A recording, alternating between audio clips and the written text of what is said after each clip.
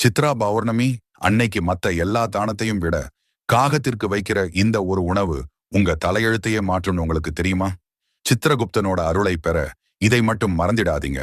உங்களில் முன் ஜென்ம பாவங்கள் நீங்கி சித்திரகுப்தர் அருளை பெற ஓம் சித்திரகுப்தாய நமஹ போற்றி என்று கமெண்டில் கூறி முருகன் ஆராதனை சேனலை சப்ஸ்கிரைப் பண்ணிக்கோங்க.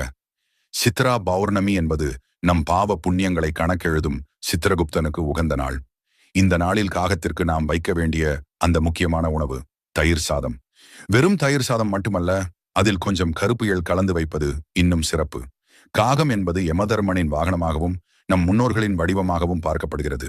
இந்த நாளில் தயிர் சாதம் தானம் செய்வதால ஜாதகத்தில் இருக்கக்கூடிய கேது தோஷம் நீங்கும். முக்கியமா மனக்குழப்பங்கள் நீங்கி தெளிவு பிறக்கும்.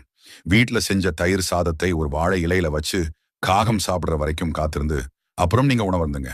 வர்ற சித்ரா பௌர்ணமி அன்னைக்கு மறக்காம தயிர் சாதத்தை